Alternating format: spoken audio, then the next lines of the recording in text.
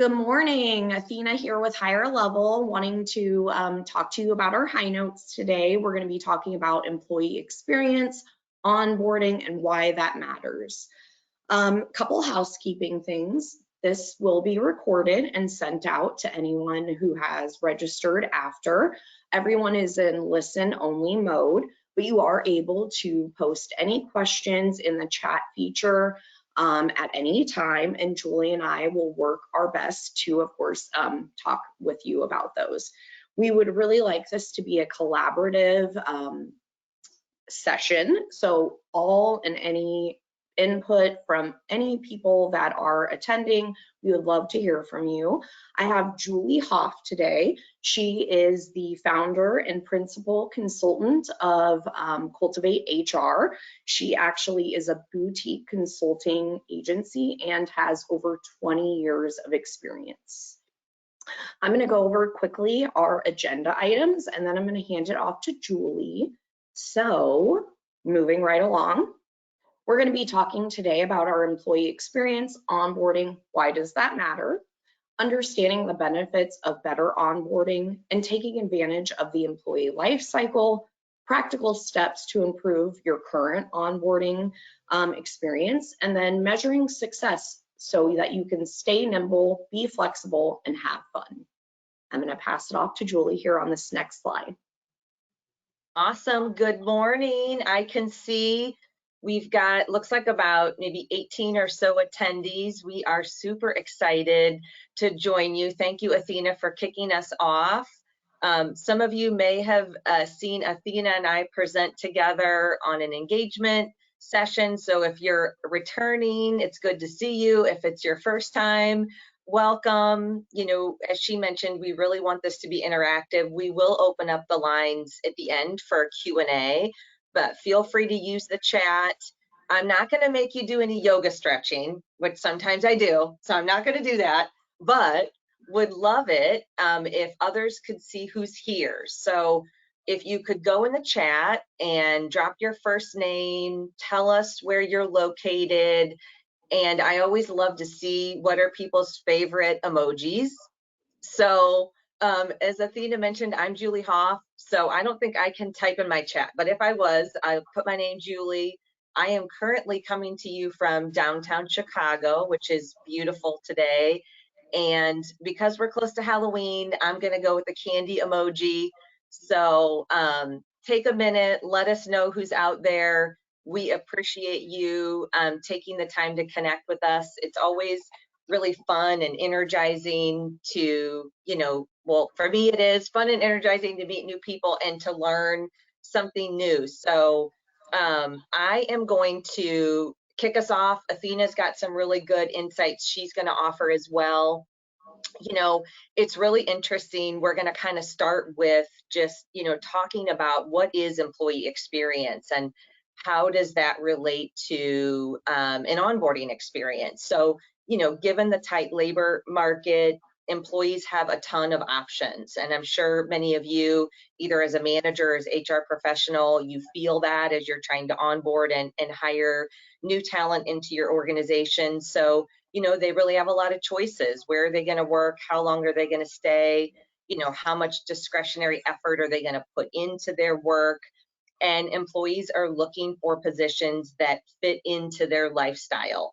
You know, they want to work for a leader that cares about their personal and professional development, and they're really looking for that sense of connection. So, you know, regardless of their role, if they're in person, if they're in a, you know, hybrid environment, production roles, office positions, you know, having that, you know, connection is really a human need. And so, you know, pay is really no longer one of the top reasons or top drivers behind retention, and employers, I should say, continue to focus on how do they enhance the employee experience. So according to Gallup, which I am actually at Gallup today getting certified, so I thought it would be good to share their thinking around employee experience. So they say that the employee experience is the journey that an employee takes within your organization. which really includes every interaction that happens along the employee life cycle, which we'll talk a little bit about, plus the experiences that involve an employee's role, their workspace, their manager, and their well-being. And I really always like to sort of have something to think about, to a framework or something to compare it to. So I really think of employee experience like I do customer experience. So I know that I can't see you, but who really likes to shop at Target or Whole Foods? I do, for sure. Those are kind of two places that I love to go to. You know, consider your customer experience when you go to Target. And just, you know, your experience determines when, you know, when and how often you shop there, whether you go in sort of infrequently or you're there on a regular basis. And when your experience is positive, you are likely to become a regular customer.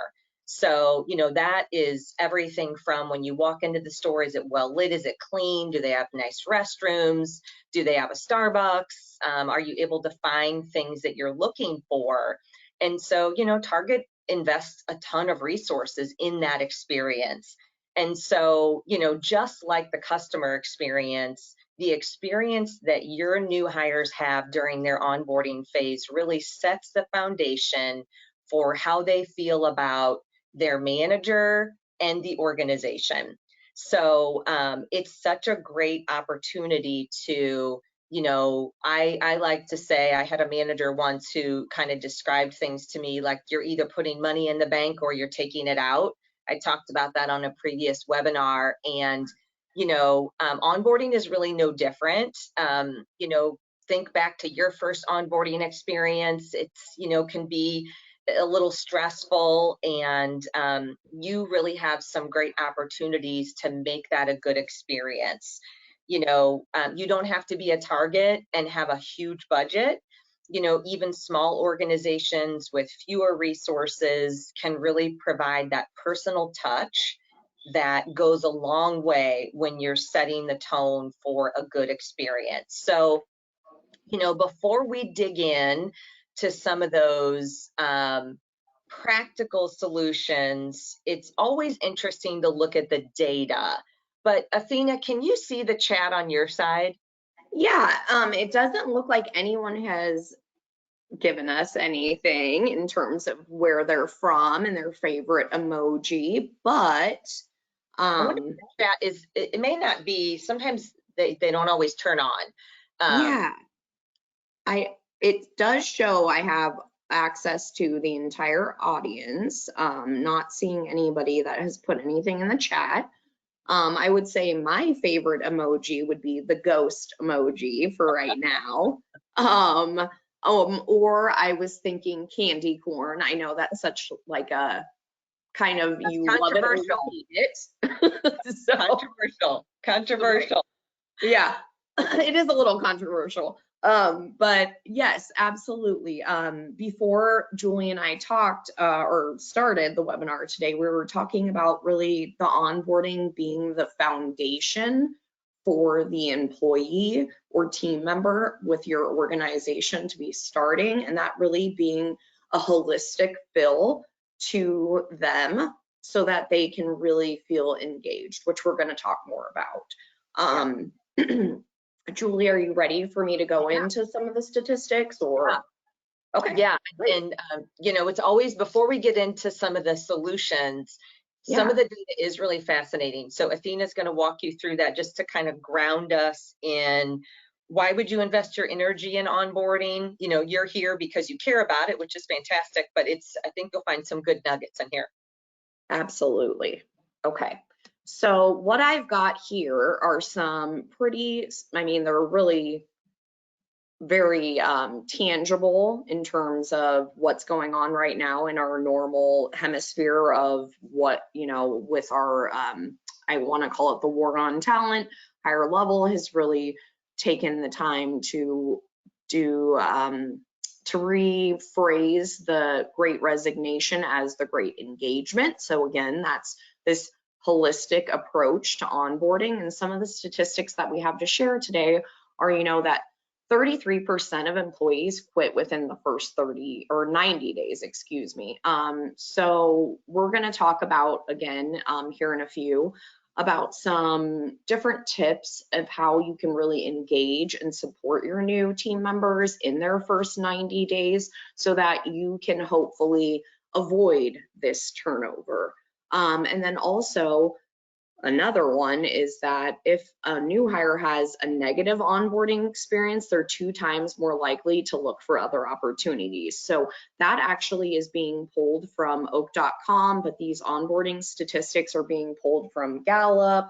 They're also Brandon Hall Group, etc. So just talking about that, and then that 58% of organizations focus on processes and paperwork. That's what most of us HR professionals think of or have traditionally thought of as part of the onboarding experience, but it's so much more. And again, we're going to get into that. And then improving the employee experience. If you can do that, then the retention can be increased by 82% just with great onboarding. So again, these statistics speak for themselves in terms of, you know, what Julie and I are going to be talking about. I don't want to just read off the slide. I have a few others that I had pulled from this, again, oak.com blog about employee onboarding statistics. And some of them were, you know, organizations with structured onboarding saw a 60% year-over-year improvement in revenue. So again, our listeners, I'm sure that that's something that is very important to you, that you want to see, of course, real tangible, what's the word I'm looking for, Julie? I mean, really, it has Results. a big impact on the business. Exactly. Thank you. Yeah. Impact. There we go. And Yeah. then, you know, after COVID restrictions, companies have switched to remote hiring, and we're going to talk about how we can still engage our remote workforce in, you know, some of our tips, et cetera. And then, of course, like we talked about already in one of these statistics, is that the negative onboarding experience can really have a real impact on your organization in terms of attrition, turnover, etc. So again, that foundational start of really digging in and getting that team member to feel included and part of your organization in terms of not just paperwork and I-9s, W4, etc. We want to do more than that and really engage our employees. And again, that's where Julie and I today are going to share some great tips with you. So I'm going to let it, I'm going to go on to talking a little bit more about how understanding the benefits of better onboarding can really, again, impact your organization. So reducing the stress, things like planning before that employee or team member starts. So do they have a workspace designated to them? Do they need an email address that is going to be their, you know, work email? Those types of things. And even a little swag, you know, here at Higher Level, we want to give them their, you know, higher level t-shirt, a little cup, that, you know, again, just really makes them feel like they're part of the team. We wear our t-shirts on Fridays. We wear them most days, if you see. So any swag that your company can have, and then really, you know, again, engage that employee, but ultimately have a plan, be prepared, get your team involved, send calendar invites if training, you know, is going to happen with other team members. Really make sure that, again, those team members that are training understand what they're supposed to accomplish within that designated time.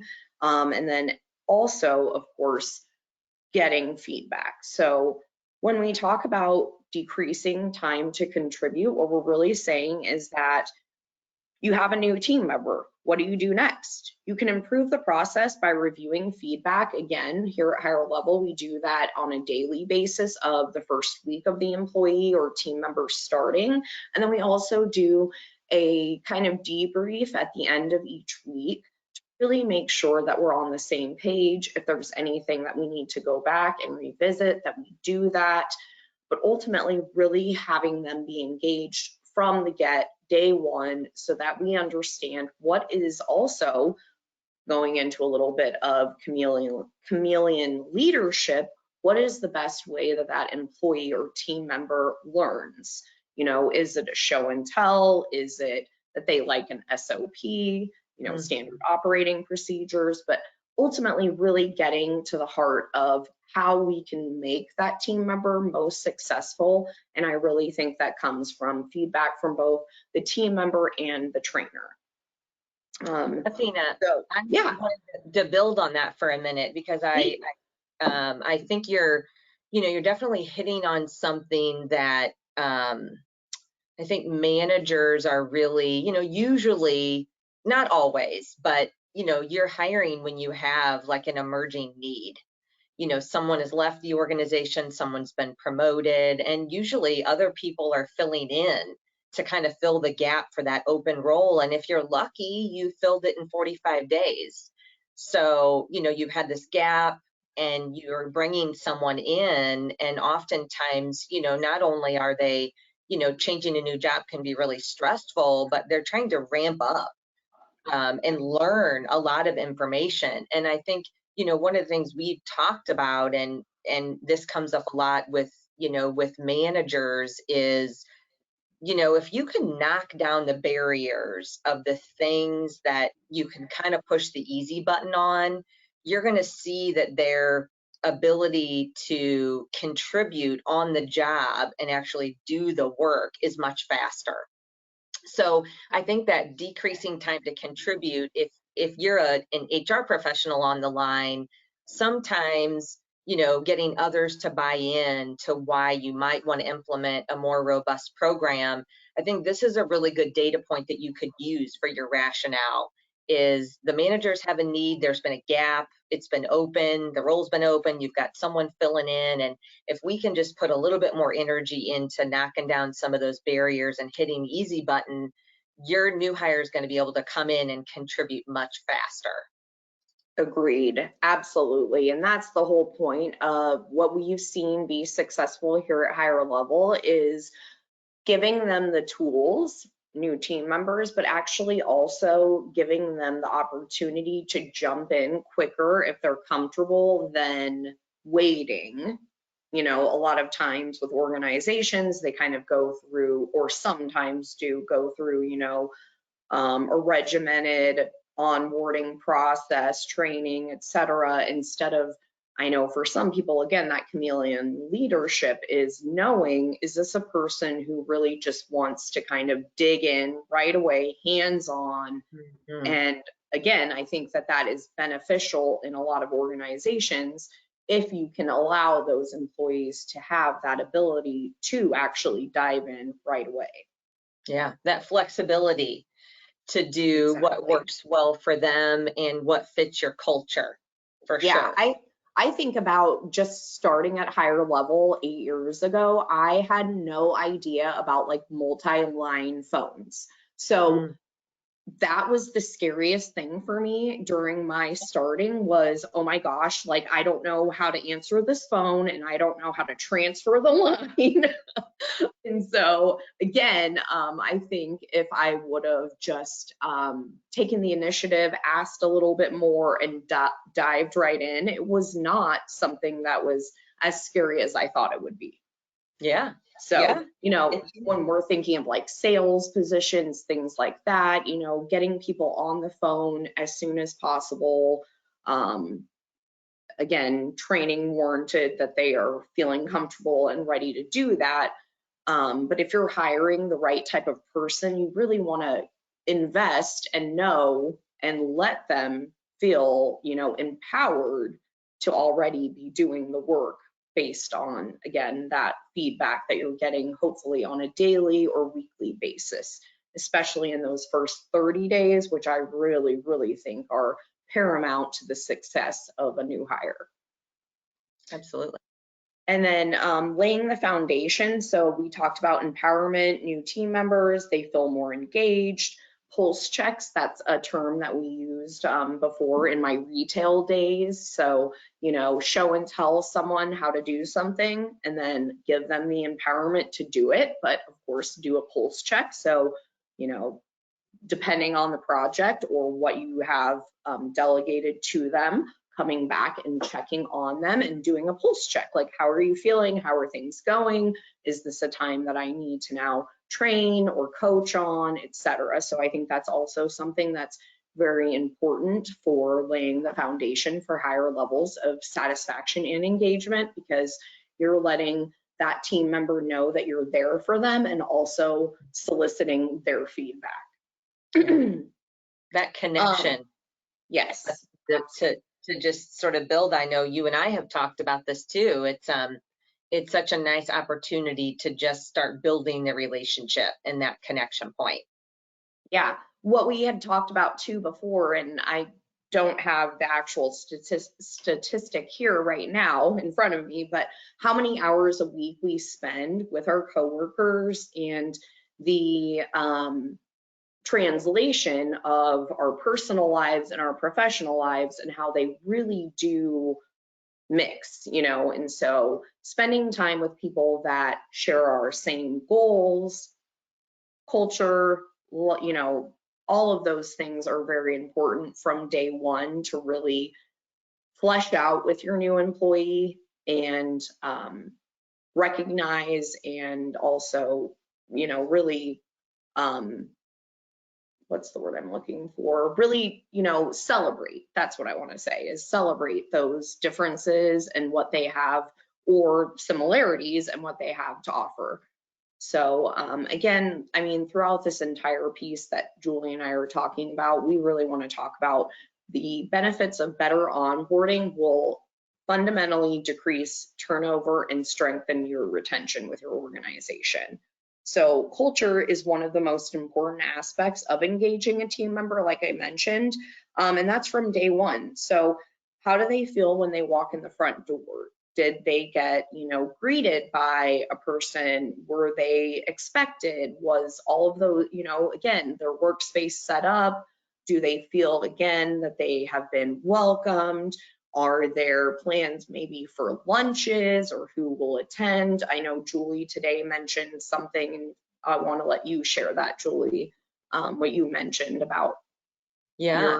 Yeah, I was sharing with my family, what I was presenting today, and I had a sister who mentioned, when she had started a new role, that she didn't really have anyone to connect with immediately.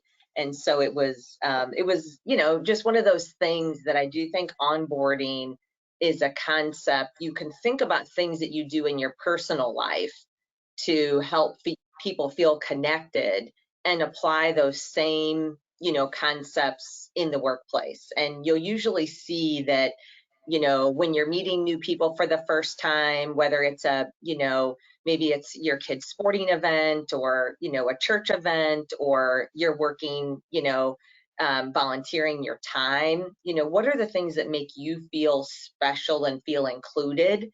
And you can likely transition those over into the workplace in ways that help people feel connected. Absolutely. And again, I think that is the part that from day one, you really, really, really want to lay that holistic foundation for your new team member so that they truly feel part of your organization. So again, we talked about reducing stress by planning from, the get, and then decreasing the time to contribute by allowing, for input and actually allowing that team member to contribute sooner than later if they feel equipped to do that. And then, of course, the satisfaction and engagement by ensuring that you are doing those pulse checks, touch bases, and those can continue on, 30, 60, 90 days, and then even on as an expectation that you're setting with that employee or team member from day one so that they know that they have a voice and are being heard. And then again, that overall will decrease your turnover and strengthen your retention. So I'm thinking about here if I missed anything. Consistency obviously is extremely key. So I don't know why I'm getting this reminder here. I don't know if everyone's seeing that. I apologize. Anyway, but we'll go on here now and give it over to Julie to talk about taking advantage of the employee life cycle. Yeah. So thank you, Athena. I think there's some good little nuggets in there, some good takeaways, and we're going to spend some more time here in a few minutes giving you like a couple, 3, 4, 5 things that you could do tomorrow that really don't take a a huge budget or a ton of resources. So you've got some practical takeaways. But I wanted to go back for a minute and remember in the employee experience, I kind of touched on the employee life cycle. And you can kind of see this these circles on your slide here. And so, there are such unique opportunities that exist in the employee life cycle to really help and support and really promote a successful onboarding. So while the first day for the employee, their first week, their first 30 days are really critical moments in the onboarding approach. The onboarding really extends, beyond that time frame into the first 6 months and really year, sometimes 2 years, depending on the employee. And really, I'm not even sure if the onboarding, you could say you're not really, it extends through other phases of the life cycle. You can see here attract, which I think is the phase where we most attract and hire, I think are the phases where we tend to most often think about onboarding. And, to go back to the attract phase for a minute, I mentioned the tight labor market and lots of choices.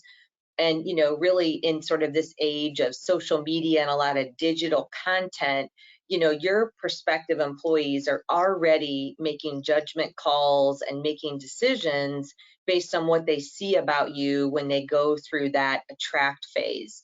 And so I know I mentioned money in the bank, but that just resonates with me a lot. And so when you're doing the interview and you're thinking about what is that employee experience like, are people responsive? Are they clear in their communications? Are they able to connect the role that you talked about in the hiring process once they actually get hired? Did they see that those two things align? The expectations that you set for the role, did those two things seem to be similar? And so it's really an opportunity for you to start building trust before they even join and to start to lay the foundations for that really kind of top-notch experience.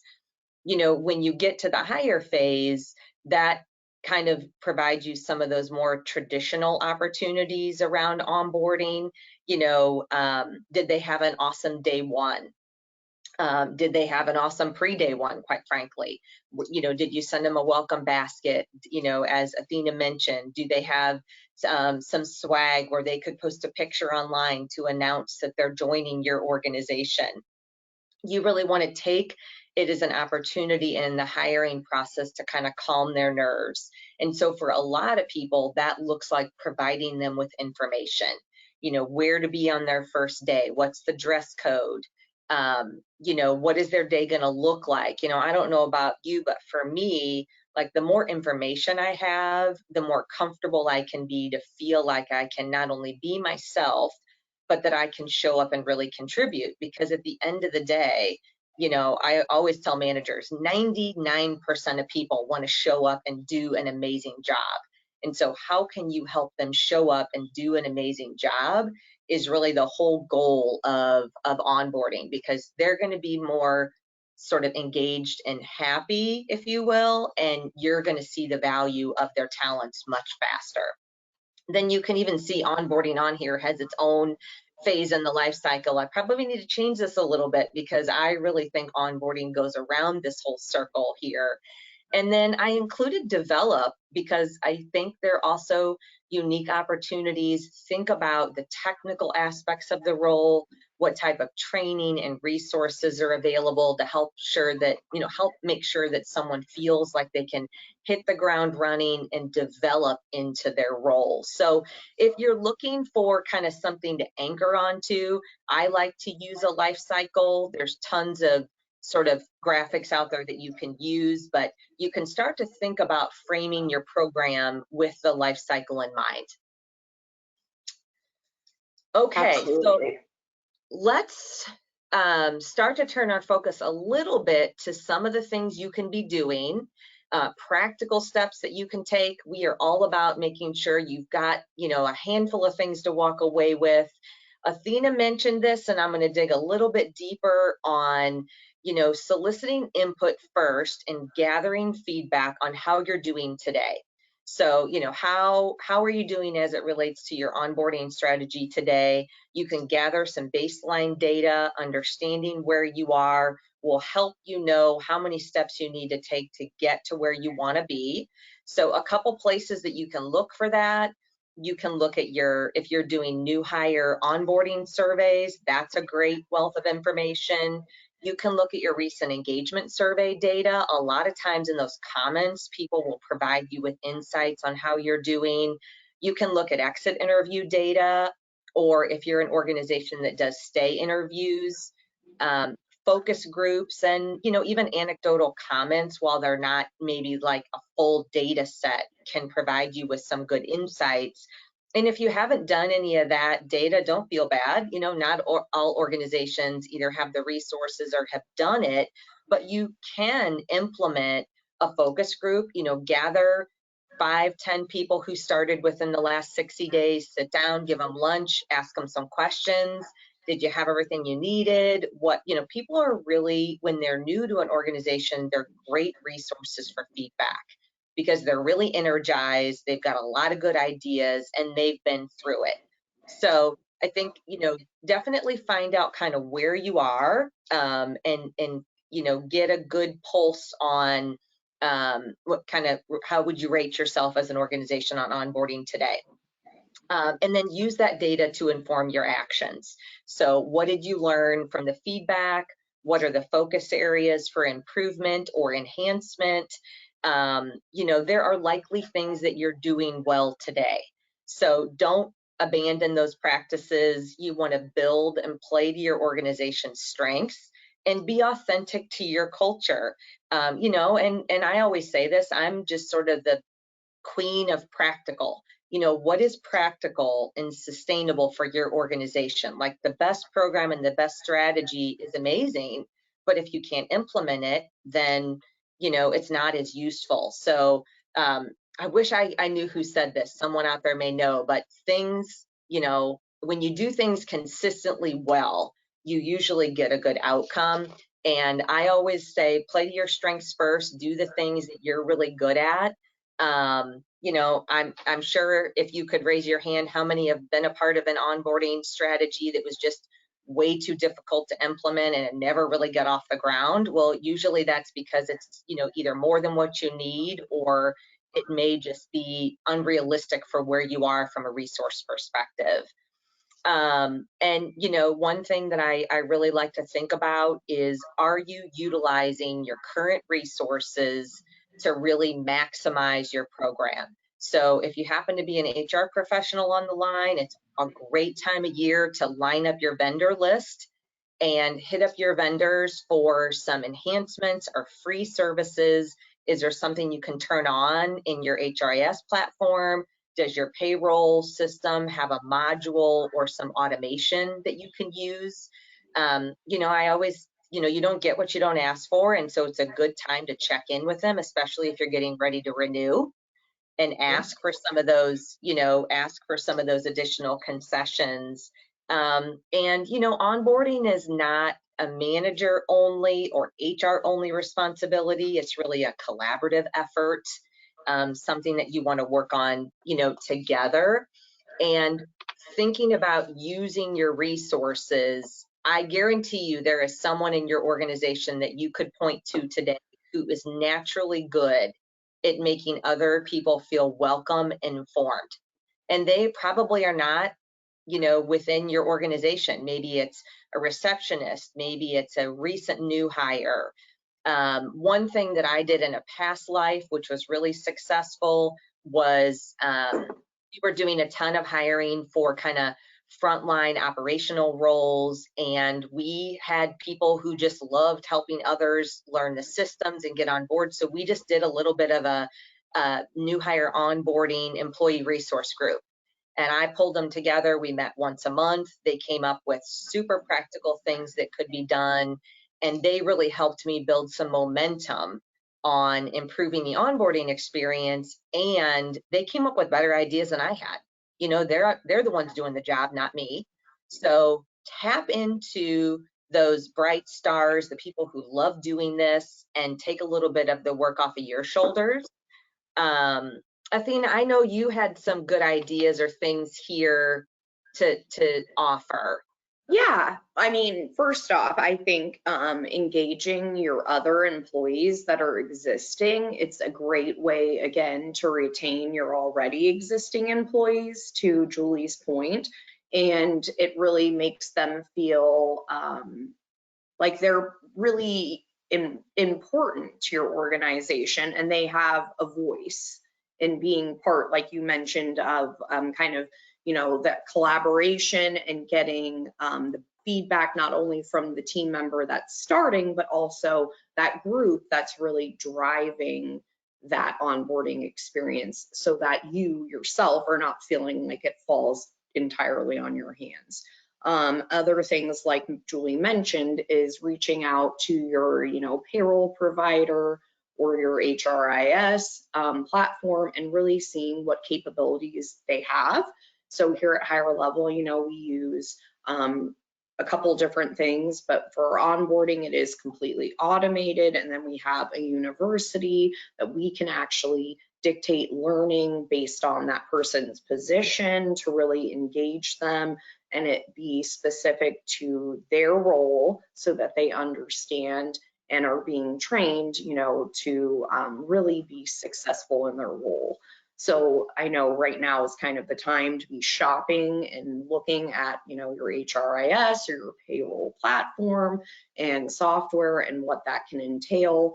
And Higher Level really does have a software that is truly recruitment to retirement and can really encompass that engagement from day one.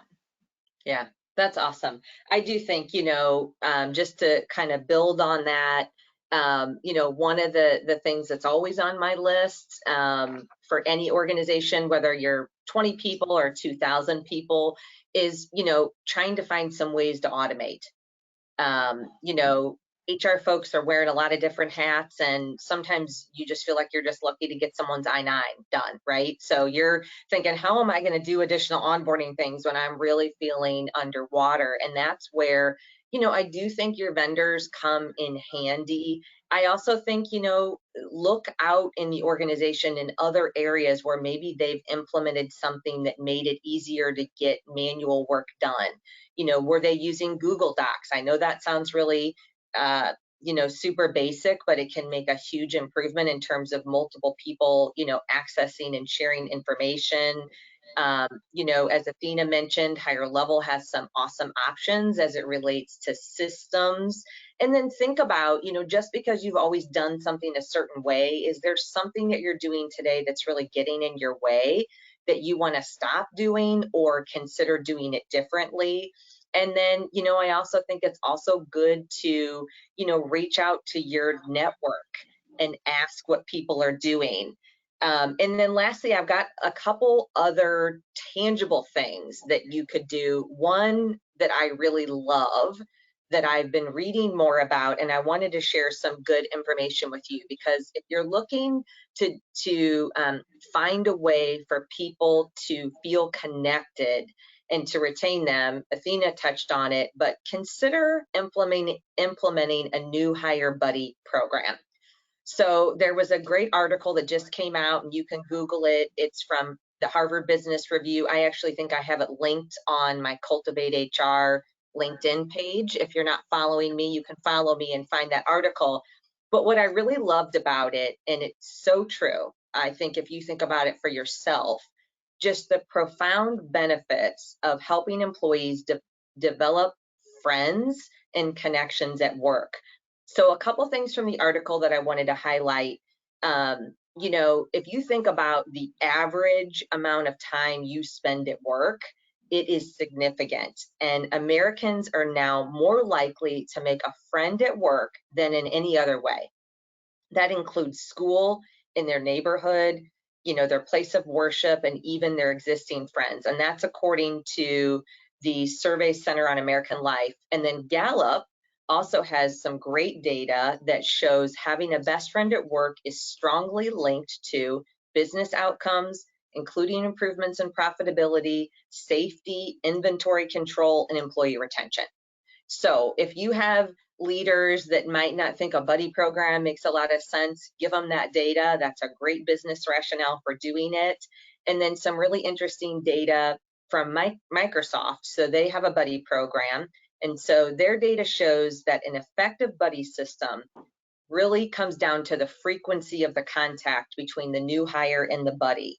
And so they found when new hires met with their buddy more than 8 times in the first 90 days, so let's just say you met 3 times in 3 months, so you met 9 times, they were 8 times, let me see if I get this right. So if you met more than 8 times in your first 90 days, 97% said that their buddy helped them become more productive faster. But when the new hire met with a buddy only once during the first 90 days, that was cut in half by 56%. So that to me was just sort of great data. And, you know, you could pilot a buddy program with a new hire group with pretty minimal, I think, you know, energy. And I know for me and all the organizations I've worked with, some of my most dear friends started as colleagues and, you know, got me through the tough times. So I think it's a really great thing to consider. And if you want more information on that, or you want to kind of spitball an idea, I'm happy to chat with you, but check out that Business Review article. I think you'll really enjoy reading it. And then one other thing to leave you with, and we'll open it up for questions here. Athena, maybe we can open the line for questions since I think maybe the chat needs a cup of coffee this morning. Yes. The last thing I would just offer, because I think it's really illuminating to think about it, is to consider segmenting your onboarding program. So think about what an individual contributor needs and think about what a manager needs. You know, when you're a new manager joining an organization, you have not only the kind of stress and anxiety of being new as an individual, but now you have to show up and lead people. And so there are lots of things that managers need. They're going to want to know about the policies and procedures. They're going to want to know about how to get things done. What meetings do they need to go to? And, you know, you're trying to show up and lead people in a way, but you're also an individual yourself. So I think it's helpful to kind of maybe split your program into 2 and customize it a bit. And then you might find too, this is a great place to introduce maybe for your hybrid or virtual folks, they might need a different experience. So I think once you feel like you've got a good foundation and you've implemented some of the things that really feel impactful, as you start to get a little bit more sophisticated, you could customize your onboarding to hit those different groups. So we'll leave you with, you know, start small, build from your strengths. You're always so much better at the things you're good at. Don't try to totally reinvent what you're doing. You know, consider a pilot, because you can kind of always tinker and learn, and it's low risk, and usually the business is comfortable with the pilot. And then, you know, last but not least, I always say this, you know, have some fun with it.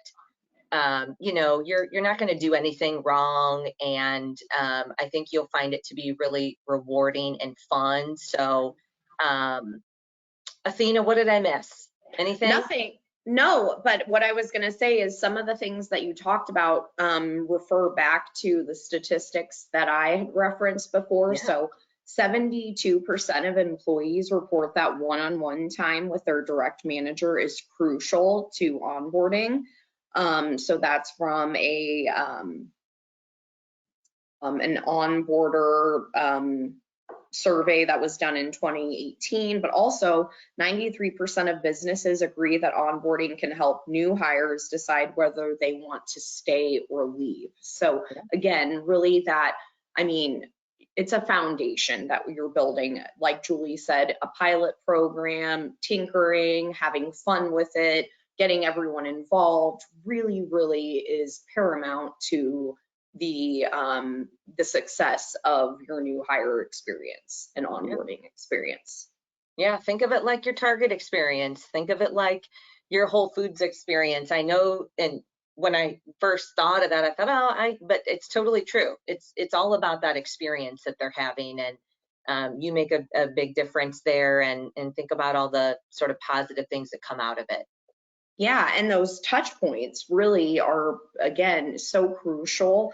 78% of employees report that they would remain with a company longer if they had a clear career path within their current organization. That's from Mercer in 2018. So again, just really laying that foundation so that all parts of, the onboarding piece understand what they're trying to achieve and accomplish, I think is ultimately what we're, striving for with us talking today and giving these tips. Yeah. Well, we'd love to hear from you. I know I could talk about this for 3 hours and I won't. So, Athena, can we open the line for questions? Yeah, I have it open. I haven't seen any chats come through. I hope that this is not just, one of those issues where we're having a technical issue, but I haven't seen anything come through.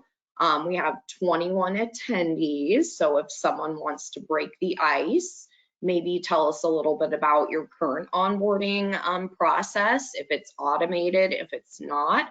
That's one thing, Julie, also that I thought about. When you can automate your onboarding process, those kind of housekeeping things like I-9, W-4, direct deposit, things like that, even reading the handbook, those can be sent to your employee before starting so that they actually can have an idea of, with that handbook, your culture, what those, dress code, things like that, or, those expectations are. But not only that, those housekeeping things can be accomplished before the employee even starts. And then you can, of course, just compensate them for the time that it took to do that in an automated way. It also ensures that you're compliant in your personnel files. So twofold in terms of the benefits of automating your onboarding with just those general housekeeping pieces that are a little bit different than what Julie and I are talking about in terms of the true experience. I think that that is something that as HR professionals, we've come to understand that onboarding is not just the paperwork that you're having an employee fill out. It's not just the handbook. It's not an NDA. It's much more than that. It's a true experience. So I would just like to really kind of add that and see if anyone has anything that they would like to say about their current onboarding experience and what they've seen maybe work and maybe not work. But I don't know. I think we've got some people, like you said, Julie, who need some coffee this morning. I know I do. Well, maybe I don't. I've probably had too much, but I can always have one more cup. Well, yes. Thank you so much for joining. It's fun to spend time and sort of share our thoughts. Please feel free to reach out to us. I think Athena's going to share a little code that you can scan to reach our email addresses. You can find us both on LinkedIn, happy to connect offline. Would love to hear what you're up to. And of course, look forward to seeing you at a future session. Thank you, Athena. It's always fun to join you and talk about how we can help, make the workplace the best place it can be. So everyone go out and have an awesome rest of your day. Yeah, thank you so much, Julie. Right now, actually, with Higher Level, we're looking at some topics for the end of the year. So we would love to have anyone scan our QR codes and share with us maybe your thoughts of what you would like to hear about or learn more about going into 2023. at the end here of 2022, since as like I mentioned, we're kind of just really opening it up and wanting feedback from our audience and our clients and prospects, et cetera, to really just learn more about what you're looking to do and your goals for 2023. I want to thank everyone for attending today. Anyone who signed up that was unable to attend or maybe dipped out a little early will receive the recording. And you can always, of course, view our YouTube channel and then reach out again as either of our QR codes here or at hello@higherlevel.com. Julie and I thank you both for tuning in today. And again, hope that you have the best day and happy Wednesday. Almost Anything happy else? Halloween. Oh yeah, and happy Halloween. I hope, well, I'm a candy corn fan, so I will be getting some candy corn. I'm sort of with you. I could use some candy corn right now. So yeah, and never, you know, always Reese's peanut butter cups. ooh. Oh, we need to have a whole nother session on your favorite candy. So Yes. tune in for that. All right. Well, thanks again, everybody. Have a great rest of your day. Take care. Bye. Bye.